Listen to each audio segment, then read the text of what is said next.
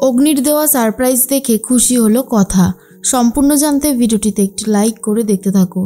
গল্পের শুরুতেই দেখা যায় কথার জন্য সারপ্রাইজ রেডি করছে অগ্নি, আর এদিকে ঋতুকে মনের কথা জানাবে বলে ঠিক করেছে প্র্যাটি, কিন্তু কিভাবে কি বলবে সেটাই বুঝে উঠতে পারছে না। তার মধ্যেই চলে এসেছে অগ্নি বাড়িতে আর বলে, এই তোদের মুখে সারপ্রাইজের কথা শুনলাম, কি সারপ্রাইজ? তোরা সারপ্রাইজের ব্যাপারে কি করে জানলি রে? তখনই প্র্যাটি বলে, বিগ ব্রো তুই এসব কী বলছিস? তোর কোনো কথাই তো আমরা বুঝতে পারছি না। অগ্নি তখন বলে, বুঝতে পারছিস না আমি ঠিক কী বলতে চাইছি? তাহলে আর কি করে হবে, শোন আমার একটা হেল্প দরকার। এরপর আক্কিকে বলে দেয় কি করতে হবে। যেই লিফলেটগুলো বানিয়েছিল অগ্নি সেগুলোই এবারে লোকেদের মাঝখানে ছড়িয়ে দিচ্ছে। সবাই দেখে তো অবাক হয়ে যায় যে হার্বাল আবির সবাই নিতে আসবে বলে ঠিক করেছে। এরপরই আক্কি বলে, বিগ ব্রো আমার কাছ থেকে সমস্ত লিফলেট কিন্তু দেওয়া হয়ে গেছে। তখনই বিগ ব্রো বলে, আমার কাছ থেকেও এই দেখ সব কমপ্লিট, শুধু চাইছি এবারে সব কিছু প্ল্যান মাফিক হয়ে যাক। বাড়িতেও খুব ভালো একটা আয়োজন করেছে অগ্নি। আর এসব দেখার পর ছোটকা বলে, সত্যি অগ্নি তুই যা ব্যবস্থা করেছিস সেটা দেখে তো আমার খুবই ভালো লাগছে। চালিয়ে যা, এইভাবেই কথার পাশে থাক। কথা খুব ভালো মেয়ে, কথার মতন মেয়ে হয় না।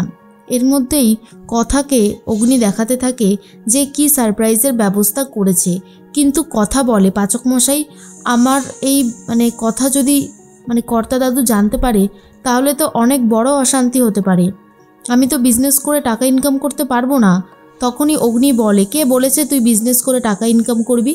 আরে বাবা তুই তো এটা মানুষকে ফ্রিতে দিবি, তো ফ্রিতে দিলে তো অসুবিধার কিছুই নেই, তাই না?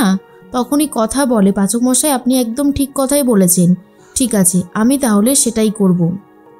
এর মধ্যেই অগ্নি মনে মনে ভাবে যে খুব ভালো হবে, এই রকম কিছু করতে পারলে কথার জন্যও যে ভালো হবে সেটাও আমি জানতাম।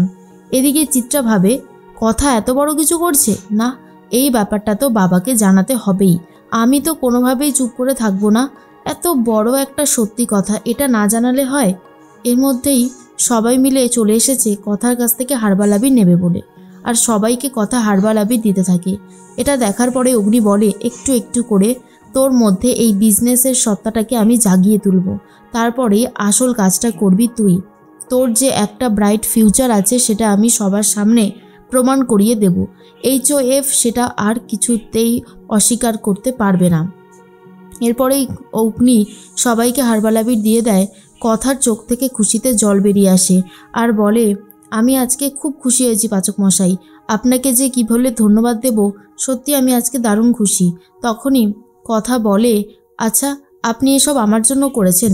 তখনই অগ্নি বলে, বোঝো কাণ্ড, তোর জন্য নয়তো আর কার জন্যই বা করব, আমি তো খুব করেই চেয়েছিলাম সব কিছু করতে, আর এটা হয়েও গেছে। আক্কি তখন বলে, সত্যি কথা বিগ বোর্ড যে এরকম একটা আয়োজন করবে এটা কিন্তু আনএক্সপেক্টেড ছিল, তবে করেছে এটা দারুণ লাগছে। এরপরে অগ্নি একটা আরও সারপ্রাইজের ব্যবস্থা করেছে, হোলি খেলার আয়োজন করেছে। আর সেই হোলি খেলার আয়োজনের সময় মনে পড়ে যায় কথা যে আগের বার অগ্নিকে ভালোবাসার কথা বলে দিয়েছিল, আজ সেগুলোই পুরনো কথা মনে করতে থাকে কথা। এর মধ্যেই সবাই মিলে তো হোলি খেলতে শুরু করে দেয়। আর তখনই কর্তা দাদুকে ডেকে আনতে গেছে চিত্রা। চিত্রা তখন বলে, চলুন বাবা আপনাকে অনেক কিছু দেখাবো, যা দেখার পর আপনি নিজেই অবাক হয়ে যাবেন। আর ঠিক তখন কর্তা দিদাও এসেছিল। কর্তা দিদা বলে, পাচক মশাই এবারে গেল। তার মধ্যেই কর্তা দিদা আর কর্তা দাদু দুজনে মিলে সবটাই দেখতে থাকে, কিন্তু কর্তা দাদু কোনোভাবেই কথার উপর এখনও কোনো কথা বলেনি, চুপিয়ে আছে। আর মনে হচ্ছে তার এই আনন্দ করাটা সবারই ভালো লাগছে। এরপর চিত্রা বলে, কি ব্যাপার বাবা এইভাবে চুপ করে আছে কেন, কিছুই বলছে না? আর অগ্নি তখন ভাবে, আজকে HOF কিছু বললে আমি অবশ্যই প্রতিবাদ করব।